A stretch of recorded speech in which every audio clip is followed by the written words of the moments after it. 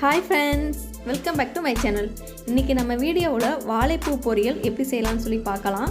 இது நான் மெயினாக ஏன் அப்லோட் பண்ணுறேன் அப்படின்னா, நம்மளோட வாழைப்பூ வந்து பார்த்திங்கன்னா நம்ம லேடிஸ் ரிலேட்டடாக கர்ப்பப்பை ரிலேட்டடாக வர ப்ராப்ளத்துக்கு வந்து பார்த்திங்கன்னா மேக்ஸிமம் வந்து இது சால்வ் ஆகிடும். ஸோ அதனால் வந்து பார்த்திங்கன்னா நம்ம வீக்லி ஒன்ஸ் இது நம்ம லேடிஸ் வந்து எடுத்துக்கிறது ரொம்ப யூஸ்ஃபுல்லாக இருக்கும். இந்த வாழைப்பூவை வந்து நம்ம எப்படி அந்த இதெல்லாம் ரிமூவ் பண்ணுறதுன்னு சொல்லிட்டு நான் ஸ்டார்டிங்லேருந்து உங்களுக்கு காமிக்கிறேன். அந்த மேலே இருக்கிற ஒரு பூ மாதிரி இருக்கும், அதை ரிமூவ் பண்ணிவிட்டு அந்த நடுவில் ஒரு நரம்பு மாதிரி வருங்க, அதையும் வந்து பார்த்திங்கன்னா நீங்கள் ரிமூவ் பண்ணிடணும். இல்லைன்னா அது வந்து வதக்கிறப்ப வந்து வதங்காது. இப்போ பார்த்தா உங்களுக்கே வந்து கிளியராக தெரியும்னு நினைக்கிறேன். ஸோ இந்த பூவை ரிமூவ் பண்ணிட்டு அந்த நடுவில் நரம்பு மாதிரி இருக்கிற அந்த இது வந்து ரிமூவ் பண்ணிடணும். இது செய்யறதுக்கு வந்து பார்த்திங்கன்னா கொஞ்சம் டைம் ஸ்பெண்ட் பண்ணுற மாதிரி தான் இருக்கும். ஆனால் இது நீங்கள் வீக்லி ஒன்ஸ் செஞ்சு சாப்பிட்றது நம்ம உடம்புக்கு வந்து ரொம்ப நல்லதுங்க. இருக்கிற எல்லா பூவுமே வந்து நான் பிரிச்சுட்டு வந்து பார்த்திங்கன்னா இந்த ஒரு கப் அளவுக்கு எனக்கு வந்திருக்கு. இதை வந்து நம்ம அந்த அரிசி கழுவுற தண்ணியில் எடுத்துட்டோம் அப்படின்னா இது வந்து பார்த்திங்கன்னா அந்த பூவோட கலர் வந்து நமக்கு சேஞ்ச் ஆகாது. பூ வந்து நம்ம அப்படியே வச்சோம் அப்படின்னா கலர் சேஞ்ச் ஆகிட்டு ஒரு மாதிரி பிளாக் கலரில் இருக்கும். நீங்கள் வந்து இந்த மாதிரி அரிசி கழுவுற தண்ணியில் போட்டு வச்சுருந்தீங்க அப்படின்னா அந்த கலர் வந்து எவ்வளோ நேரம் ஆனாலும் சேஞ்ச் ஆகாது. இப்போ பாருங்கள், நான் கிட்டத்தட்ட ஆஃப் டே பக்கமாக வச்சுருந்தேன். ஆனால் அப்படி இருந்து வந்து கொஞ்சம் லைட்டாக தான் கலர் சேஞ்ச் ஆகிருக்கு, ரொம்ப வந்து பிளாக் ஆகலை. ஸோ இப்போ இதை வந்து நம்ம சின்ன பீஸாக வந்து நம்ம கட் பண்ணிக்கலாம். இந்த மாதிரி குட்டியாக வந்து நம்ம கட் பண்ணி எடுத்து வச்சுக்கலாம். இதை வந்து பார்த்திங்கன்னா நம்ம தனியாக தண்ணியில் வந்து வேக வச்சுக்கலாம்.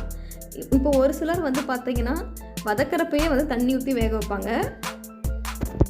நான் வந்து தனியாக வந்து வேக வச்சுட்டு அந்த தண்ணி வந்து ஆனால் வேஸ்ட் பண்ணாமல் அதிலேயே ஊற்றிக்கலாம். ஸோ அப்போ வந்து பார்த்திங்கன்னா அதனோட ஸ்ட்ரென்த்து அது எல்லாமே வந்து அதிலே இருக்கும். அதாவது நான் வந்து இந்த ஒரு கப் அளவுக்கு 1 டம்ளர் வந்து தண்ணி எடுத்து அது வேக வச்சுருக்கேன். இது வதக்கிறதுக்காக வந்து பார்த்திங்கன்னா நான் ஒரு பெரிய வெங்காயம், 1/4 கப் அளவுக்கு துருவின தேங்காய், கொஞ்சமாக வந்து கருவேப்பிலை, ஒரு 3லேருந்து 4 வந்து காரத்துக்கு ஏற்ற மாதிரி வந்து பார்த்திங்கன்னா மிளகாய் எடுத்திருக்கேன்.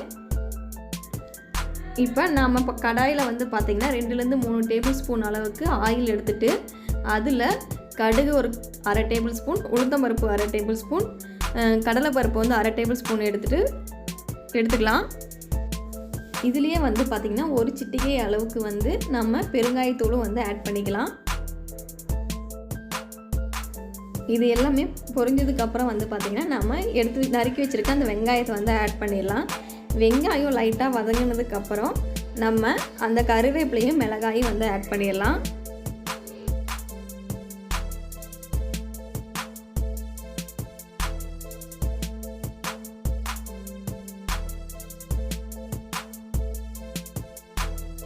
அடுத்தது இது கொஞ்சம் வதங்குறப்பே வந்து பார்த்திங்கன்னா மஞ்சத்தூளும் உப்பும் வந்து ஆட் பண்ணிக்கலாம்.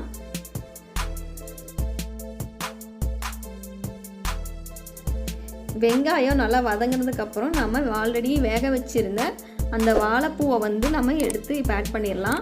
அந்த தண்ணி வந்து அதுலேயும் சேர்த்து ஆட் பண்ணுங்கள். எப்பயுமே வேக வைக்கிற தண்ணி வந்து நீங்கள் வேஸ்ட் பண்ணிடாதீங்க. இப்போது நம்ம வேக வைக்கிறப்போ ஒரு சிலர் என்ன பண்ணுவோன்னா அந்த மஞ்சத்தூளும் உப்பு வந்து வேக வைக்கிற அந்த பூவிலே வந்து ஆட் பண்ணிடுவாங்க. ஆனால் நான் வந்து பார்த்திங்கன்னா அந்த வெங்காயம் வதங்குறப்பே வந்து மஞ்சத்தூள் உப்பு ஆட் பண்ணிட்டேன். இது கொஞ்சம் நல்லா வதங்கினதுக்கப்புறம் நம்ம அந்த துருவி வச்சுருக்க அந்த தேங்காய் வந்து ஆட் பண்ணிடலாம்.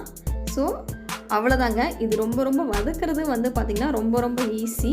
அந்த வாழைப்பூவை வந்து கொஞ்சம் கட் பண்ணுறதா கொஞ்சம் டைம் எடுக்கும். ஆனால் அதுவும் வந்து பார்த்திங்கன்னா கொஞ்சம் நீங்கள் அடிக்கடி செஞ்சுட்டே இருந்தோம் அப்படின்னா ரொம்ப ஈஸியாக ஆகிடும்.